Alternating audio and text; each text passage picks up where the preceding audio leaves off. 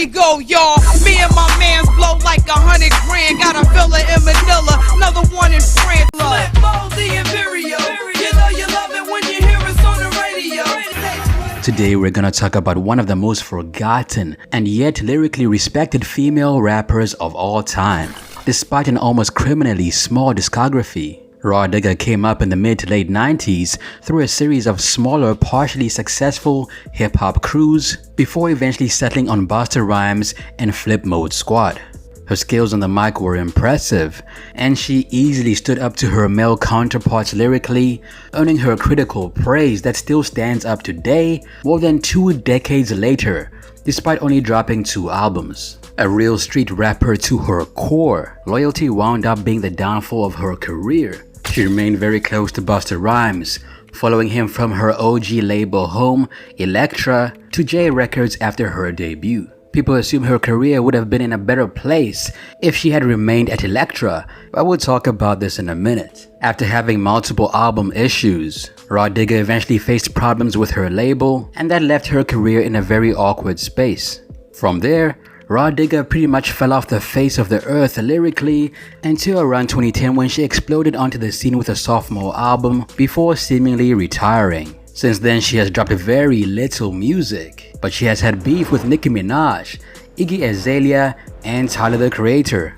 Today we're gonna discuss all of this from start to finish. Like, how was she in the hood when she went to private school? What was she gonna do if music did not work out? Where did she go after her first album? What was her time with Busta Rhymes like? And where is she now? Stay tuned, all that and more in today's video. So let's get into it. What up guys, Ali here and welcome to Ali Talks Music. Add me on Instagram at Ali Talks Music as well. And don't forget to subscribe and hit the notification bell. Now let's get into the video. So Rah Digga was born around 1974 in Newark, New Jersey, commonly referred to as Brick City. Newark is nowadays known as a very violent and dangerous city, teeming with drugs and thugs. Now I lived in Newark for about 2 years, and I can tell you one thing. It's very common to walk down the road and see someone just laying on the street, passed out off of some drug. Like whenever I'd walk to the train station, I would always come across some guy who was just walking the streets talking to himself. He was clearly disoriented and you could easily tell that he was on something. Now I didn't hear any gunshots in my entire time of being there. I never got robbed, nobody bothered me. So in my opinion, Newark isn't so bad. But according to Rah Digga, Newark is not the best place to be at nowadays. In fact, according to Rah, it was much safer back then. You'd stop the shooting to help an old lady cross the road. Now, according to Rah Digga, thugs don't have morals anymore and would not help the old lady cross the road. In fact, they would rather rob her and put her on the gram instead. Rah Digga grew up in what is commonly known as the crack era in a city known as Brick City. 100 points if you can guess why. But Rah Digga admitted that she stayed away from the violence, the streets, and the drugs in her youth. I think I was there, but I may have been like oblivious to it. You know, when you're in something, you don't really see it the way outsiders see it. Like I couldn't figure out for the life of me why my friends were definitely afraid to come over from other towns to visit me. Despite her friends being too afraid to visit her, Rah Digga led a fairly stable and well-adjusted youth. Her parents were still together and raised her as a team, living in the same apartment her whole life. Her parents were very supportive of her dreams, and they instilled their love of music in her. They encouraged her from a very young age to pay attention to lyrics, and this laid the groundwork for the very careful and methodical way that she would write her lyrics in the future. As a result, Rah Digga began dabbling in the world of rap around the time she was 9 years old, writing rhymes here and there, but she truly got into it around 1985 when she was 11, penning her own diss record in which she put herself into the heavy publicized Roxanne Wars on the side of Shantae as her sister. Okay, they gave us the wrong flow, but they gave us the right music. Okay, they gave us the wrong flow, but they gave us the right music. God is still good, and this is Brick City, baby, and we make it do what it do. All day, that's what we do. Please believe it. It was one of her first ever rhymes, and she claims she still has the demo recording somewhere in her house. Alongside Shantae, Rah Digga was also inspired by other lyrically skilled rappers, including KRS-One, Rakim, Kool G Rap, and Queen Latifah, proving that she wanted to be a lyricist. I'm really blunt with the truth. I'm one of those people who's been studying hip-hop practically from its own inception. I studied people like Rakim. I really learned to rhyme during a time when rhyming was raw. Rhyming was serious. Of course, there was always different lanes and the different scope of artists. Some bring out the comical aspect. Some bring out the colorful aspect. And then there are some that are just raw. In the times of MC Light and battling, that's just what they did. And that's when I learned how to rhyme, and it's always been something that stuck with me. I'm just a serious person. When I think of rhyming, I'm being analytical, I'm being philosophical. This is not just something I'm doing to make people sing along. You can pick the album apart for the rest of your life.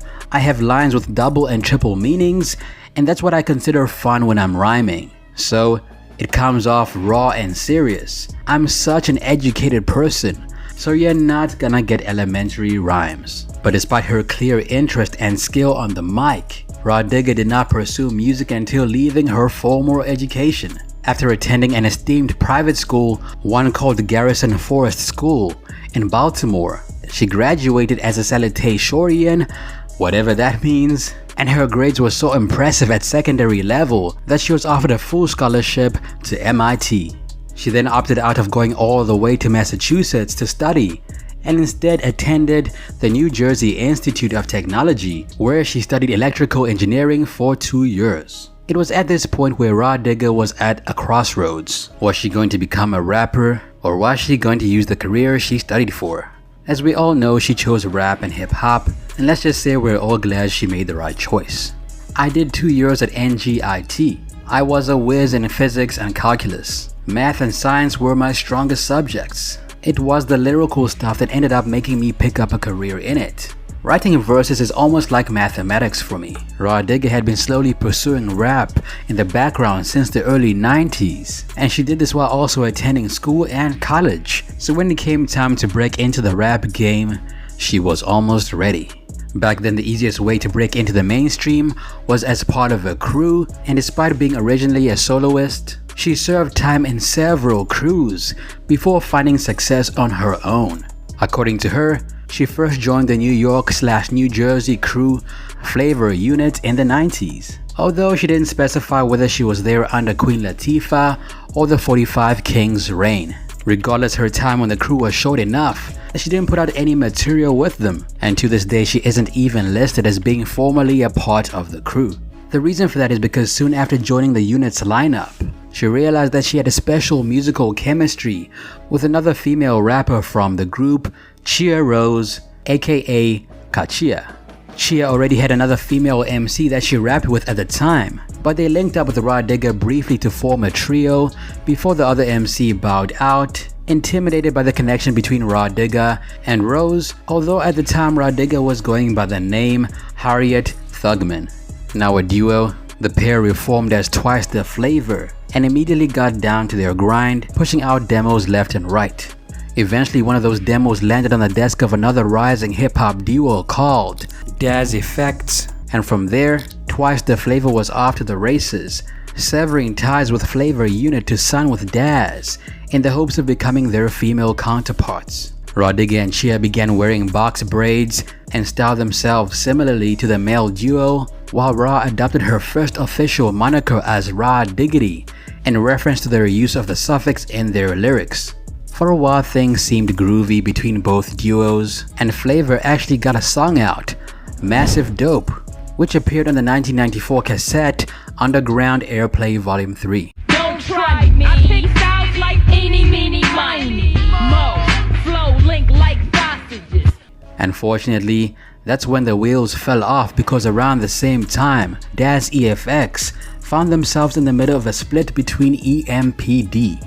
Now I won't go into all the details because that's a video on its own, but the situation was messy and saw Daz taking a 3-year break from recording. Meanwhile, Twice the Flavor was still in the background, but eventually they began to find themselves faced with personal differences that were a little too hard to ignore. That's when I noticed the biggest difference between myself and my partner.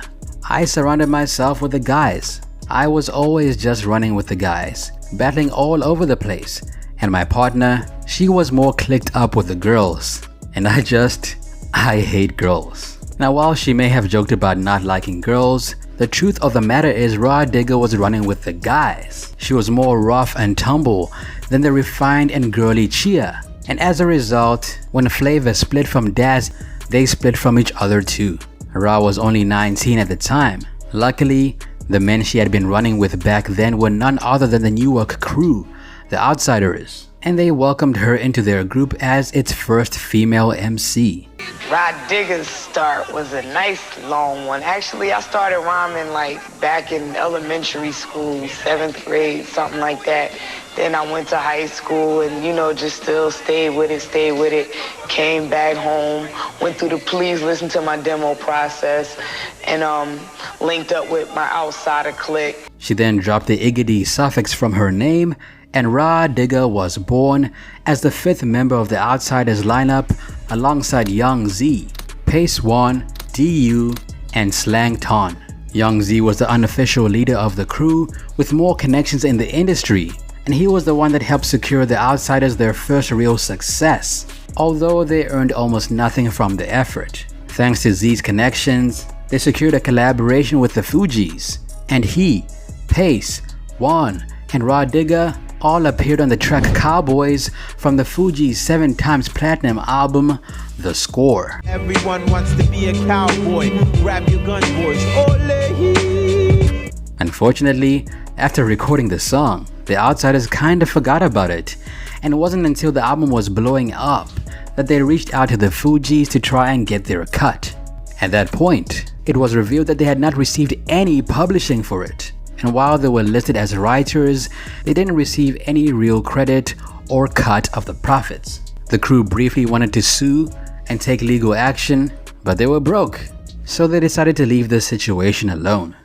Luckily, Z, through his connections, managed to finesse some money for the record, and they split it up amongst the 3 of them, but it was a hard lesson to learn. But a difficult lesson was not the only thing Rah Digga got out of her relationship with the Outsiders. Thanks to a very special connection with their leader, Young Z, Rah got a more permanent reminder of the crew in the form of a pregnancy. You had a baby with your group mate, Young Z. Was that planned at all, or? No, actually, we were broken up, and that was just like a result of birthday sex. Like, I don't have a new boyfriend yet. It's my birthday. Let's get it. And yeah, then she happened. Now, because she was about to have a child any day now, Rah Digga tripled her grind, and as a result, a lot happened in a very short amount of time. She continued to perform as a solo artist in places like the Lyricist Lounge, while also pulling her own weight in the Outsiders throughout her pregnancy. She also featured solo on Young Z's song Juice, which came out around 1996. And she was pregnant while filming the video to the Fugees' song Cowboy, although she's carefully filmed to avoid much focus on her small bump. Incredibly driven by her desire to provide for her child, it was around this time she landed her first solo deal. While she was about 8 months pregnant, she headlined the Lyricist Lounge show at SOB's and captured the attention of none other than A Tribe Called Quest's Q-Tip. Within 1 week after that, she signed a production deal with Q-Tip, and within 1 month, she had her own label deal with Elektra. My mind was definitely, I need to have a deal by the time this baby gets here. Hopefully, the signing bonus will get here before she gets here, cause this is gonna be a struggle. At first, I was concerned with the timing. Like, oh my goodness, how am I possibly gonna launch a rap career with a newborn baby? Thank God I had the support of both my parents. We were all in the house together, so it didn't really halt any progress. Her father, he's great. He definitely was very instrumental in her life. He played just as much of a role as I did. Whenever I was tired or wanted to give up, she was a motivation to keep going. If I don't do this, what am I gonna do? How am I gonna take care of her? Luckily, Rah Digga secured her bag before the baby was born, and her daughter named Sativa Z was born around August 1996. To this day, Sativa remains Digga's only child and Young Z's only known daughter, with Z and Rah Digga dating on and off from the early 90s onwards.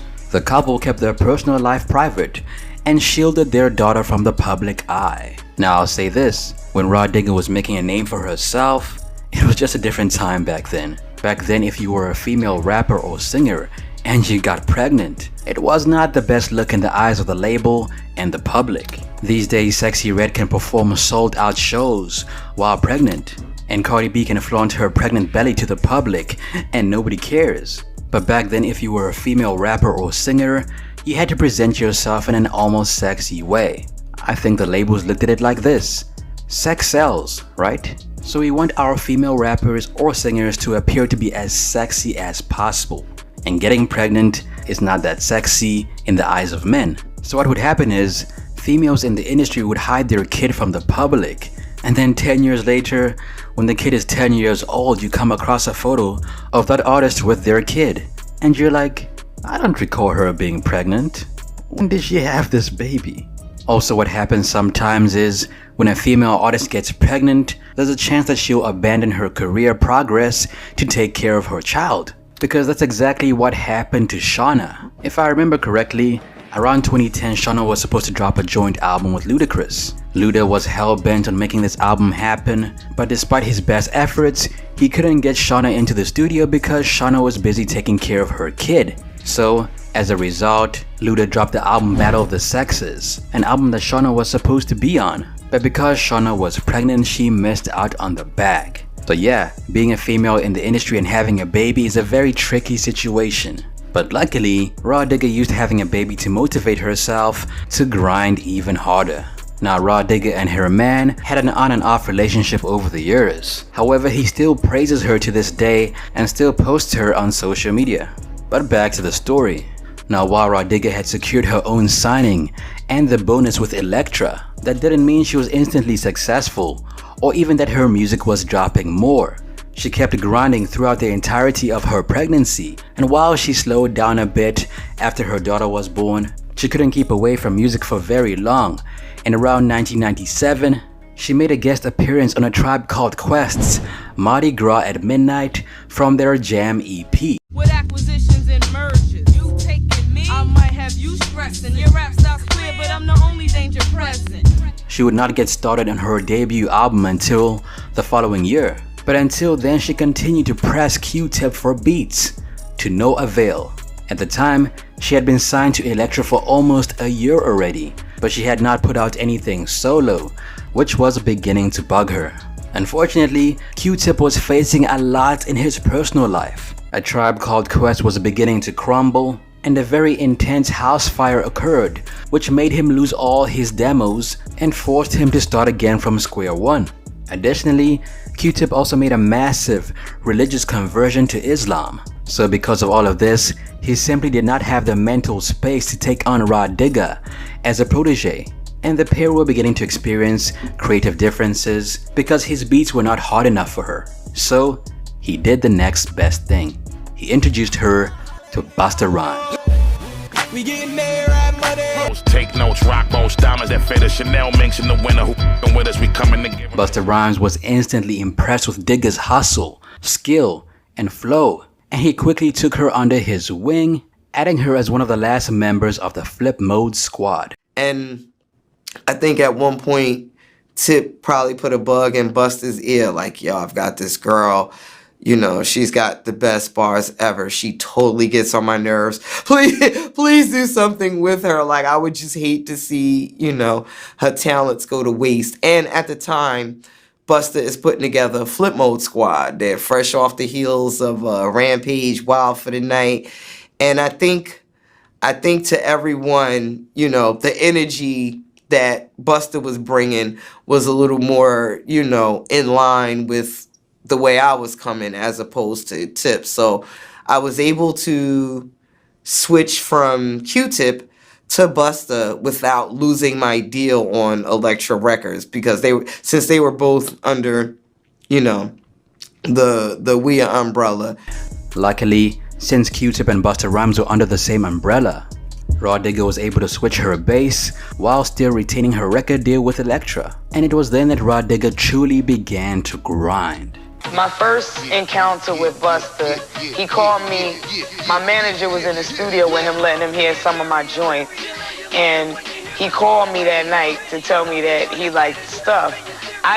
When I got the phone call, I didn't believe that it was Busta, so I hung up on him. I was pregnant, I was asleep. You don't mess with a pregnant woman when she sleep. So I think Busta actually got a kick out of that, like, okay, well, at least she ain't flip groupie on me or whatever, you know, Busta Rah. Around 1998, Rah Digga threw herself into music, landing guest and feature spots left and right, while slowly beginning to work on her debut. She first featured on a track called Be Okay by Bahamadia, I don't know how you pronounce that, as well as making guest appearances alongside the Squad on DJ Clue's Whatever You Want, off his debut album The Professional, and on the collab track Six Pack. Meanwhile, the Flipmode Squad was generating enough buzz on the streets to finally drop an album. It came out around 1998, and it was called The Imperial. The album spawned two singles, namely Everybody on the Line Outside and Cha Cha Cha, as well as the promo single Run for Cover. Now, Everybody on the Line Outside was a good song, but it was Cha Cha Cha that really made it worldwide. Y'all people wanna get down? Y'all suckers wanna battle? Hey, what y'all wanna do? Let's cha cha cha cha cha. Now, even though the Flipmode Squad dropped a debut album, it became their only studio project. And while Rah Digga continued to work with them and remain a part of the group, the Flipmode Squad's music output was very slow and staggered from that point on. Thus, Rah Digga decided to focus on raising her daughter and putting together her debut album. The album came out around April of 2000 in the form of Dirty Harriet. It featured appearances from Flipmode Squad and The Outsiders, and charted at number 18 on the Billboard 200. As I built my fan bases, making rappers worry like they got open cases. Harriet, Dirty Harriet represents a number of things. For one, I proclaim to be the Harriet Tubman of hip hop, and you know, don't mind my boldness or cockiness, but I just feel like, you know, for me to, in the year 2000, just now, be receiving the props and the recognition, I feel like it's long overdue. Singles off the album include Tight, Imperial, and Break Full. Now, was the album a commercial success? No. It took about 7 years to sell about 300,000 copies. So even though Rah Digga was with Flipmode Squad, and even though she was signed to Elektra, this still proved that she still had a lot of work to do in terms of building a fan base. Now, even though the album didn't do well commercially, it proved that Rah Digga was far more than just a pretty face. She had bars, and she could easily rap alongside the men in the industry. I don't have a problem exploiting my youth and my looks to sell my rhymes, but I don't want to push the sexual stuff to the forefront. I would rather push my MC skills. But if you do happen to notice that I look good, or that I got bodacious tatas, that's all good. Now, despite the eventual trajectory of her career, at the time Rah Digga was on fire. Not only was her album praised for her delivery, lyrics, and production, she also engaged in multiple side projects throughout the year, proving that she was a force to be reckoned with. She appeared on the remix of Black Rob's Whoa, Talib Kweli's Down for the Count, Mastermind's Lights Out, and the remix of Damosels or Damsels, You Don't Know Me Like That. In addition, she appeared on the track Feel Me with Rampage and Rock, which formed part of the first Scary Movie soundtrack.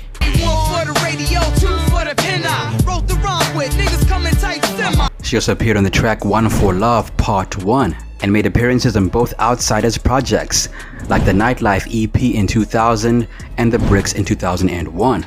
It was around this time that Rah Digga also began to experiment with acting, and she appeared in the film The Hip Hop Witch alongside Eminem, Mobb Deep, and Ja Rule.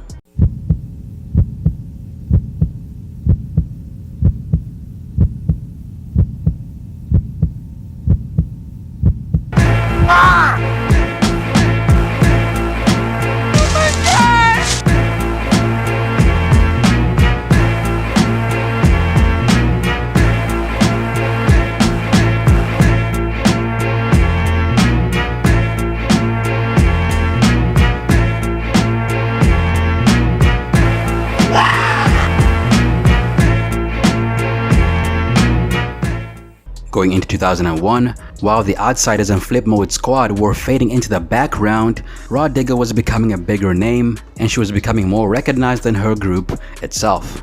After working on the film The Hip Hop Witch, she moved on to a different and equally star-studded film project. She appeared in the 2001 film called Carmen, a hip-hop opera, which starred Beyonce and Mekhi Phifer. It's clear that Rah Digga caught the acting bug, because she also appeared in one more film project that year. This time she had a starring role in the supernatural horror film 13 Ghosts, before finally returning to make music once again. She also featured on multiple songs throughout the year, like DJ Clue's Getting It, Master Ace's Type I Hate, Busta Rhymes' Better Stay Up in Your House, and Spliff Star's Can't Get Enough. Despite appearing on a couple of tracks throughout the year, the majority of the tracks that she appeared on were recorded the year prior. So in 2001, Rah Digga spent most of the year filming for Carmen and 13 Ghosts, so essentially her music career was taking a back seat that year. Decollated. Hey. Decapitated. Bobby, honey, find a healthier hobby. Leave me alone, you guys. I'm recording. But she's being real about it. Bobby, don't call your sister. Thank you, Maggie. I prefer the term bitch. Now, while she was away, her mentor Busta Rhymes was beginning to run into issues with Elektra. According to him, the label was not promoting his music, and he felt like the label could have done more to promote Rah Digga and himself. At the time, I was just rolling. My thing was loyalty. Like, you're not happy, I'm not happy. You wanna leave Elektra? I'm rolling with you. In hindsight, understanding the business, they probably did everything they could with what they had. It was all about a numbers game back then, and I wasn't really thinking about what more I could have done commercially. Thus, Busta Rhymes arranged a new deal with Clive Davis and his recently established label J Records, and brought everyone on the Flipmode Squad roster to them. At the time, the second Flipmode album was partially done, and Clive Davis purchased the rights to it, and everyone on the Flipmode roster moved to J Records, with the news being announced around December of 2001. At the time, Rah Digga was very hesitant to sign with Clive Davis because she was a solo artist and didn't know if the label was the right fit for her. However, she took a leap of faith and followed Busta Rhymes out of the door of Elektra Records and into J Records. After the label move, Rah Digga began to draw away from acting and began to focus more on her music. She dropped a non-album single, Words, around 2002, and she appeared on a bunch of singles that year. I'm talking Put a Cut on It by Aphrodite, Eric Sermon's Tell Me, and Busta Rhymes' I Know What You Want. Now, in my opinion, this is probably one of Rah Digga's most notable features in hip-hop. The track featured Busta Rhymes, Mariah Carey, and the Flipmode Squad, and became one of the most successful singles of Busta Rhymes' career. If you give it to me, I'll give it to you. I know what you want. You know I got The biggest misconception about Rah Digga is that I'm sleeping with Busta Rhymes.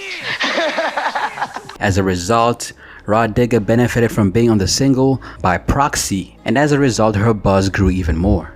Then, Rah Digga also appeared on two other film soundtracks. I'm talking Blade 2 and on the track Just Chill from the film Friday After Next. Meanwhile, in the background, Rah Digga was crafting a phenomenal album, one that she hoped would launch her into mainstream success. The album was to be titled Everything is a Story and was extremely feature heavy, with some of the biggest artists in the game dropping a verse on the project. This included rap heavyweights like Fabulous, up-and-comers like G-Unit's Lloyd Banks, and even more commercial acts like Pink, which is probably one of the most unlikely collaborations on the project. She also had big-name producers like Large Professor and No ID. And she also had Ghostface Killer on her intro for Crying Out Loud. Still making sure all my rhymes is tight. Tell you that from day one, like they tell us God is white. Imperial chick from Brick City. So yes, Rah Digga was going all out with this project. And it was in the midst of recording this album that Rah Digga dropped her last charting single, Party and Bullshit. It came out around 2003, and initially the song was not supposed to be a single. However, it began taking off and getting radio play. After this, Rah Digga had to convince her label to make this song a single. She then shot a music video for the song and began pushing it heavy. Now the crazy thing about the entire situation is Rah Digga had to convince her label to make this song a single. And to her, this made it look like the label was not paying attention to her career. Nonetheless, Rah soldiered on, focusing on her next project and receiving confirmation from the label that it would come out around the year 2004. In the meantime, she continued to push out features, although she did this at a much slower rate than before. She appeared on DJ Envy's Throw Your Shit Up, on Jamedia's Bout, and Wyclef Jean's Next Generation. We the next generation, look at what we facing. Kids raise themselves, all kind of temptation. And this is where Rah Digga's loyalty came back to bite her. See, around the same time, Busta Rhymes was becoming increasingly dissatisfied with his label and thought that when he moved to J Records, he would receive more success. However, his album sunk even further down the charts, and his last release with J Records and Clive Davis called It Ain't Safe No More became his lowest charting album to date. And the crazy thing is this album spawned two amazing singles, Make It Clap and I Know What You Want. So, realizing the error in his ways, Busta Rhymes tried to arrange a new label deal in the background, but this time Rah Digga was unaware of what was going down. At the time, Busta Rhymes was planning to move to Dr. Dre's Aftermath, but before he could do so, J Records got a wind of his plans. Keep in mind, this is around the same time that Party and Bullshit began to take off, and truly the timing could not have been worse. In response to Busta Rhymes' background planning, J Records kicked him and all of his affiliates off the label, shelving all of the projects they had, and squarely cutting ties. So, because Busta chose to leave J Records, Rah Digga's career suffered because her album Everything Is a Story was indefinitely shelved. Thus, as a result, Rah Digga was left unsigned with no record deal and one song in heavy rotation. As Party and Bull is out, Busta is in talks with Dre to sign over at Aftermath, and I think J Records I think what really ultimately happened was J Records just got wind of us getting ready to, take off. Well, I'm going to say us because, I wasn't in talks. Right. I wasn't going to Aftermath, that was a Busta thing. But, ultimately, they got so pissed with him that, they said, fuck it. Yeah. Everyone associated with you and your minions can go. Now, this is where most people think that Rah Digga fell off, but that's not the case at all. She may have stepped out of the spotlight, but she was always grinding in the background. So, without a label, Rah Digga had to find a new way to give her fans the music. So what did she do? She followed 50 Cent's mixtape formula and began dropping multiple mixtapes. Between 2003 and 2006, the mixtape circuit and the Flipmode Squad was what kept her relevant in the industry. In 2003, she dropped two mixtapes, namely The Wrong Bitch to Fuck With DJ Woo Kid and The Wrong With Volume 2 with DJ Enough. She then made some TV appearances.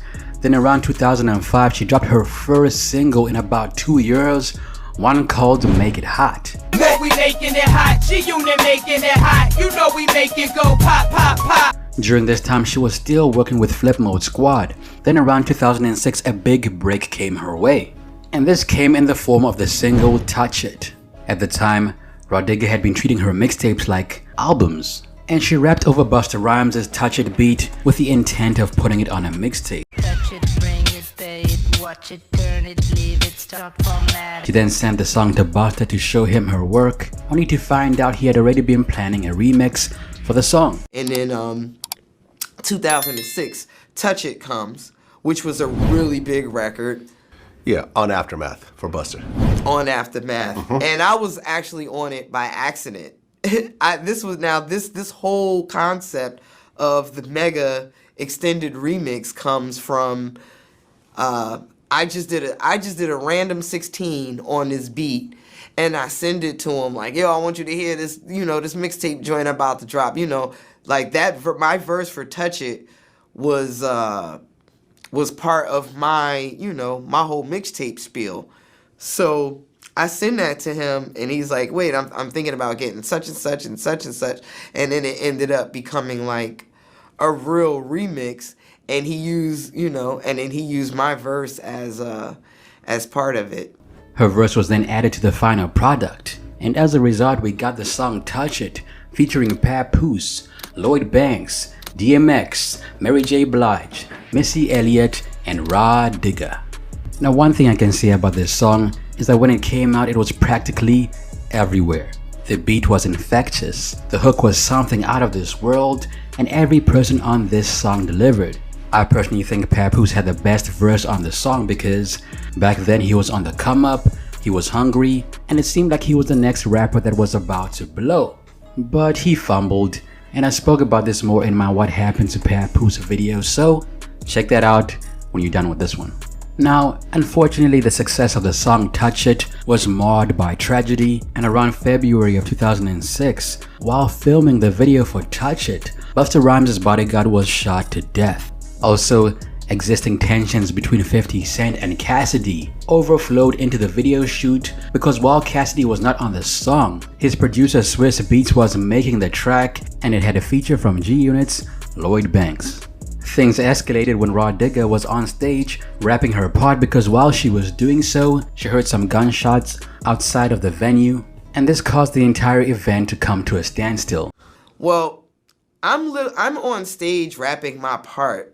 Busta is with me. He's, the clips that we're together, like we're literally shooting that scene. Then we hear yelling on the side of the stage to the point where, it's louder than I'm trying to do my part, and then yelling happens. So Busta, he goes to diffuse the situation to find out what's going on. And I don't see Busta anymore. We're waiting for him to come back. He doesn't come back. So I just, continue to do my part. And all of a sudden you hear gunshots. Rah Digga then later found out that Busta Rhymes' bodyguard, Israel Ramirez, had been shot down by an unknown shooter after he stepped in front of Busta Rhymes, who had stepped in front of the original target, Swiss Beats. Now Rah Digga didn't see anything that went down. All of these events took place outside of the building while she was recording, and by the time the smoke had cleared, police had closed it off, and she was not allowed to leave the premises. To this day, the murder remains unsolved, and the music video of Touch It was dedicated to Izzy. It's a beautiful video, and the video and the remix song wound up being nominated for 9 awards across the BET Hip Hop, and MTV VMA award shows around 2006, winning the category of Best Collaboration at the BET Hip Hop Awards. Now, around this time, although unrelated to Izzy's tragedy, Rah Digga severed ties with the Flipmode Squad. She left on very amicable terms and still sees several members to this day, but at the time she felt like she needed to grow in a new direction. She was also tired of giving away music for free, and she wanted to go back to school. Personally, I just got tired of rapping for a buzz. It was getting corny to me. I had a second album getting ready to come out, and then it didn't. And then we got dropped from J Records. And then we spent like 2 years just being hot in the streets and doing mixtapes. So it just became a real corny to me. So I stopped. I bought property in Pennsylvania. I did the whole nature thing and just chilled. So that's pretty much exactly what Rah Digga did. She never truly turned her back on music and dropped music from time to time. But for the most part, she was busy with other ventures. She featured on 2 more songs around 2006, Miss Nana's official Jersey Miss and Mary Ben Ari's Stand Down. So from 2007 to around 2009, Rah Digga kept dropping features. She worked with RZA, Little Scrappy, and Pete Rock amongst others. But at the time, people could probably tell that Rah Digga was not really into music as much as before. Now, even though Rah Digga was independent, even though she was only dropping about 1 song annually, Rah Digga was still able to maintain her lifestyle. And the secret is, she was incredibly savvy with her finances. In fact, when she first got her advance, around the time her daughter Sativa was born, she didn't really buy cars, jewelry, and splurge like other rappers do. Instead, she invested in stocks, focusing on everyday essentials like toilet paper and toothpaste. Now, because she made some very smart moves early in her career, it provided her with a very steady income, one she gradually built upon as the years progressed. Also, from the very beginning, she ventured into real estate. She began by purchasing one house, selling that for a profit, and repeating the process. According to Rah Digga, these investments paid off to a point where she doesn't have to work anymore. And all of these smart investments were inspired by the birth of her daughter. I had her literally right before I got the money. My vision was so clear about what are the important things in life. When you're carefree, when you're young and you don't have those responsibilities, you think, oh, this is gonna last forever. I can spend it, I'm gonna make it back. When you have a kid, you're always thinking, I gotta put this aside just in case something happens to me. What really put me on alert was 9/11. I thought, oh, wow, I'm literally taking planes every day for a living.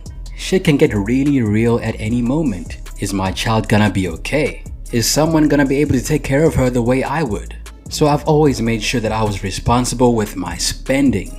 So, in addition to securing her own bag and Sativa's future bags, Rah Digga actually went back to school. She attended Manhattan's New York Film Academy, where she learned film editing. After this, Rah Digga decided to invest her time into giving back to the community. She began lecturing at schools, acting as a mentor for at-risk youth, and around 2009 she founded the Feed Me Foundation, an organization that recruits the youth in the community to help prepare and deliver food to the homeless community in Newark. That same year, she was called one of hip-hop's most skilled MCs in the well-known book How to Rap by Paul Edwards. And in addition to that, she appeared in another documentary about female MCs called Say My Name, alongside Erykah Badu, Jean Grey, Miss Corona, Remy Ma, and MC Lyte, to name a few. So, just as her career was slowing down, 2010 came around, and it proved to be a very good year for Rah Digga fans everywhere. In addition to getting her own reworked version of that lost Everything is a Story album, fans also saw a genuine comeback out of the veteran MC. In February, Rah Digga dropped her first solo mixtape since around 2004, one called A Prelude to a Classic. Sipping Patron in the city of Rome, while some seasoned nigga got me on his video phone. The mixtape was supposed to be a warm-up for her upcoming album, and the album Classic came out around September. The album was a major win for hardcore Rah Digga fans, and critically, it was fairly well received. Classic, classic, classic. Bumping that classic, classic. However, despite her fans getting exactly what they wanted and waited for over a decade, the album was still a commercial failure and missed the Billboard 200 chart entirely. It did, however, spawn 3 singles, namely Warning Shots, This Ain't No Lil Kid Rap, and Look What You Done Started. Now, the comeback was not everything she had hoped for, and despite reassuring her fans several times throughout their press run that they would not have to wait another 10 years for a follow-up album, to date, Classic remains the last full-length studio project that she has released. And I think this is the point where Rah Digga realized that even though she was skilled with a pen and respected in the hip-hop game, that didn't really translate into huge sales. And most of that was not her fault, because when she had a huge single and when she was at the peak of her career, she lost her label situation thanks to Busta Rhymes. But despite this, she chose to stick with the gang and stayed loyal to them, even though doing so would hurt her career in the long run. And so, she made the very wise decision to step back and accept the mantle of being a legendary rapper instead of a groundbreaking one. And remember, since Rah Digga was making money outside of the rap game, she didn't really need to do music anymore. So she had the freedom to approach her music and her hustle completely on her own terms, and she embraced that, recording, performing, and dropping music whenever she felt like it, and pursuing other philanthropic ventures. In 2011, she continued to do some features here and there. She appeared on a track called We Don't Care and Every Day in the Street, and it was around this time that she became very active on social media, sharing thoughts and opinions on modern music, whether fans asked for it or not. She also proved that, much like 50, when you have enjoyed a full career in hip-hop, It's very easy to fall into the category of being a hypocrite.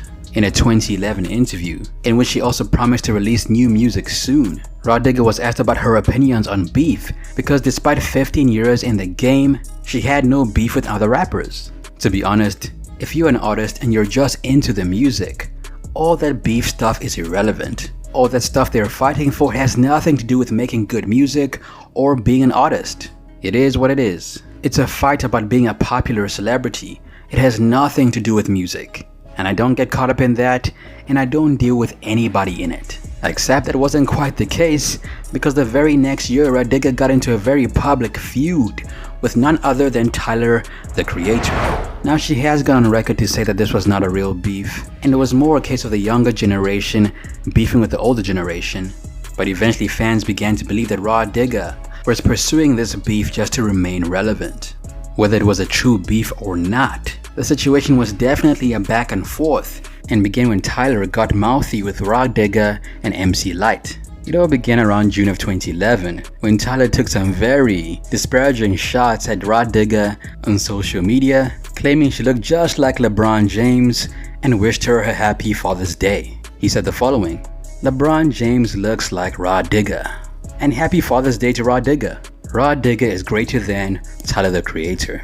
Now, after being provoked by Tyler the Creator for the third time, Rah Digga had enough. She eventually called him a child and told him to watch his mouth and stay in his place. Now, for a while things smoothed over and Tyler stopped going at Rah Digga. But then around February of 2012, he drops the single Rella. And on the song, Tyler name checks MC Lyte and makes a reference to her sexuality by calling her a lesbian. Let's get it poppin' like MC Lyte around some dykes.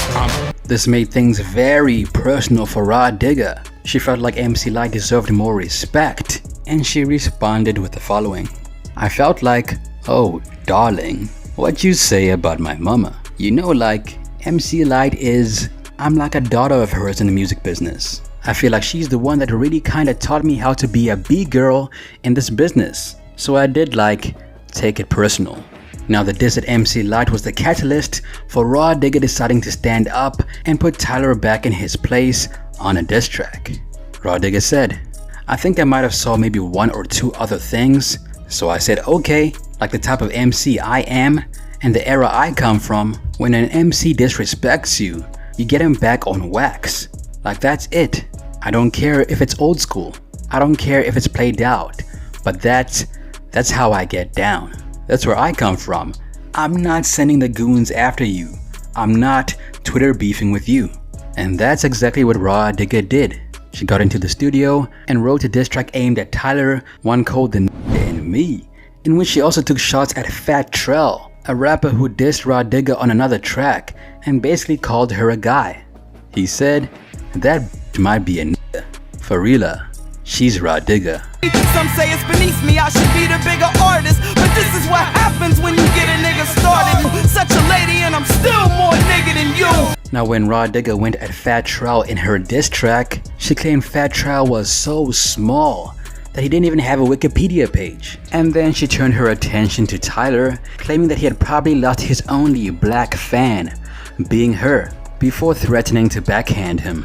Now the thing is, Rah Digga and Tyler were supposed to be in the same room together the day after Rah Digga dropped the track. Tyler was slated to perform, and instead of leaving when Tyler got up on stage, Rah Digga stuck around and watched the performance from the side of the stage, and afterwards, instead of addressing any problems, the two made up, and they then posted a picture together online. Rah Digga retweeted their picture and captioned it, "Aw, look at little Ty and Auntie Digga. Hashtag paid dues 2012. And there was another caption that goes, "And I took a photo with Rah Digga. A."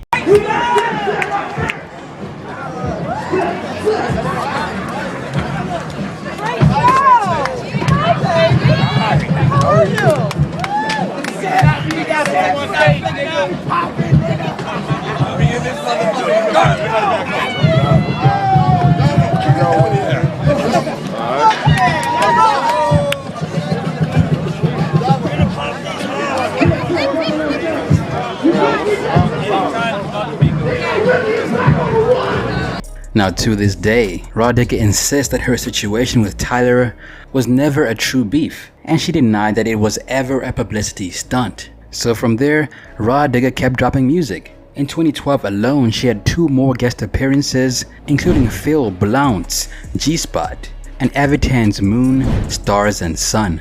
By 2013, she increased the amount of features and songs she was on, and 2014 followed suit. Now 2014 was not all about dropping new music. In fact, in that year, she found herself in a very tight spot when she was asked about the state of female hip-hop in general. More specifically, she was asked about Iggy Azalea. This is what Rah Digga had to say. Iggy Azalea is like, I can't get into her because it's just not real to me. Like it's not even her real voice. You know what I'm saying? Like I mean, you know what? And not for nothing, because people have accents in real life as opposed to like when they work. I never knew he had an accent. But let me say this to you. Now, there is a white girl from Australia that spits in an Australian accent, and her name is Chelsea Jane. Like that, I can get into. Like, teach me Australian hip hop culture. Don't come to America and try to convince me that you're gangsta boo. Like that's it. That's it.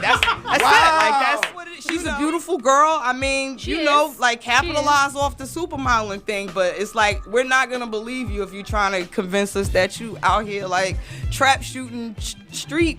I can't. Now, Rah Digga was clearly saying what the rest of hip hop was saying, but she wasn't done. She went on to say that many rappers were getting passes in modern times, and most of them don't even write their own rhymes. Rah Digga then went on to say that as far as Iggy goes, it wasn't about Iggy Azalea being white or anything like that. It was more about realizing that hip-hop should be respected and should not appear to be fake. Now once again, people were like, Rah Digga is just trying to be relevant again. Why is Rah Digga commenting on the situation? And eventually it became known across social media that Rah Digga was beefing with Iggy Azalea. So what did Iggy do? She responded on social media without calling out any names. I honestly don't really mind if I'm described as rap or pop. My passion is purely making music and entertaining. It's definitely funny seeing people get so emotional over it. What does it matter? Music is music and many enjoy mine. No need to feel upset. But again, in typical Iggy fashion, when fans began backing up Rah Digga's opinion, Iggy got really upset, and she responded with the following. End of the day, I have a massive publishing deal based on the fact I write and collect checks, which everyone seems to ignore. Every female rapper gets accused of not writing, and that's fine. I just find it disappointing to see it come from other women, especially ones who don't know me or anyone around me. It's actually sad. Crabs in a bucket syndrome. So eventually Rah Digga got a hold of this and took to Twitter to issue her own response, blaming the interviewer for asking such questions. She also went on to say that she was not shading Iggy Azalea to begin with. She started the tweet off by flexing. I'm gonna keep this brief because I'm really busy working with the mayor and the city. We've created a hip-hop school that pays homeless youth. As a person that has studied hip-hop since its inception, I am highly qualified to speak on it. I done seen it all. Kinda hard to have an intellectual convo about hip-hop as a whole when the person you're talking to makes it about one person, not my crusade. I just answer the questions. I don't press issues. The same questions just keep coming up though, and I keep giving my same opinion. Long as the response is not an invitation to battle, I can totally take it how I dish it and keep it moving. Next time I'll try to be more clear when I'm speaking on someone specifically versus hip-hop as a whole, though I thought I did that several times. Now the beef kinda blew over here because Rah Digga said she had bigger fish to fry, and she did. Apart from dropping new music, she was also founding a second organization to help people in need. Around 2015 she dropped a couple of features. She also dropped a solo single called Thinking Out Loud, and also founded the organization Lyrics Matter LLC. Thought a black president be double the perks. Guess healthcare for all was more trouble than it was worth. Got new wars, Ebola landing in New York, now dancing on the pole. But while Rah Digga spent a solid year dedicated to her cause, the business was eventually able to swim on its own.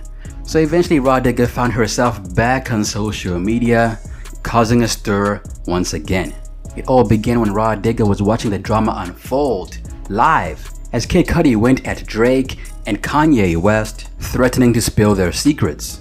Rah then retweeted Cudi's claim that the top 5 rappers had a team of 30 writers behind them. She captioned it, "You better speak on it." After that, a Nicki Minaj fan got offended and went at Rah.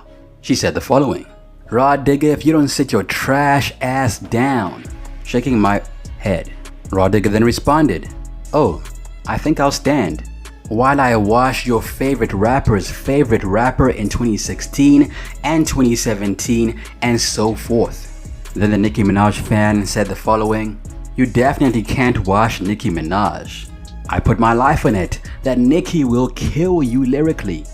Rah Digga then took the bait and said the following, "With her lyrics or Safaris, quit while you're ahead, bro. You got 8 lives left."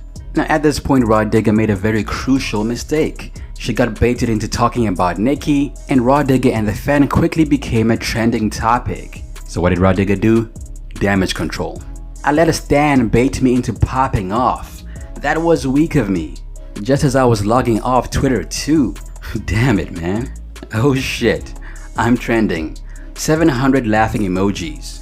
I was over here minding my business, enjoying the Kid Cudi rant, and then a mofo wanna come at me sideways.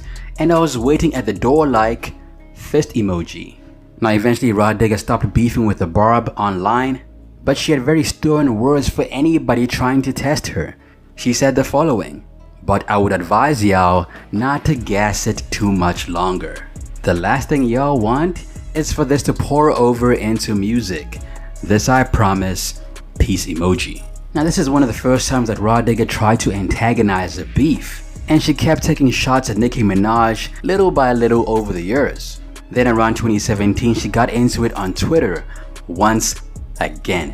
This time the topic of the conversation was, females should support each other in the music industry. A lot of people pointed out that females rarely stick together in the music industry, to which Rah Digga responded with the following, "It's not rare at all. It's only one female that doesn't collab with others." And who do you think she was talking about this time? Nicki Minaj once again.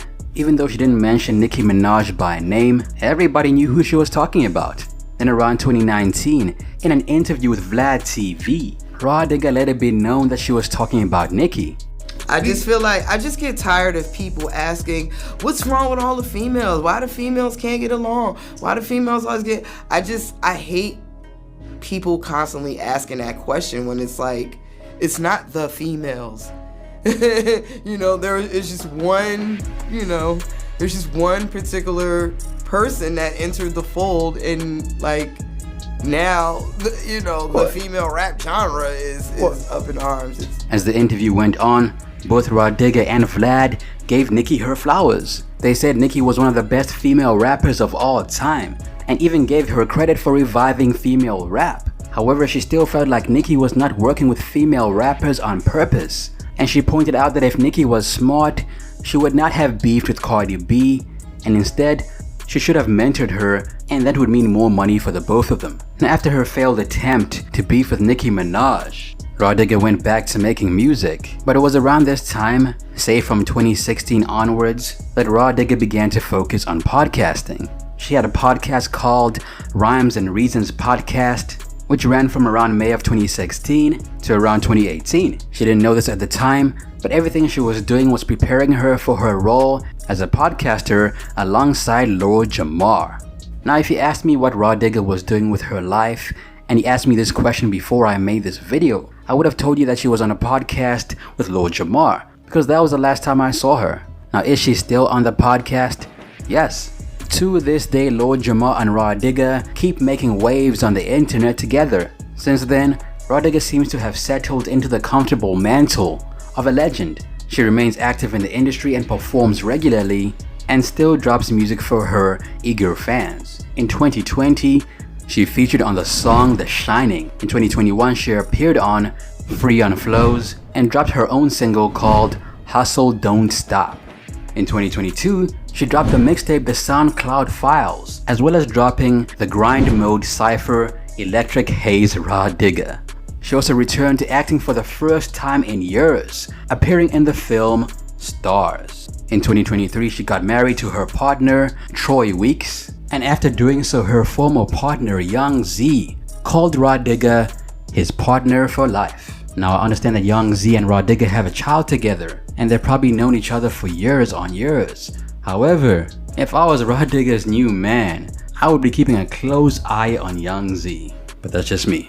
And there you have it. That's essentially the story of Rah Digga. She became one of the most legendary female rappers of all time, and she did so because she wanted to provide for her child. I think she's the main reason I've always stayed grounded. In all of the years and all the hustling and bustling that I've had to do, I've always had her with me. There's countless pics of me with this baby in my arms at any radio interview. Anything I could physically bring to her, she was there.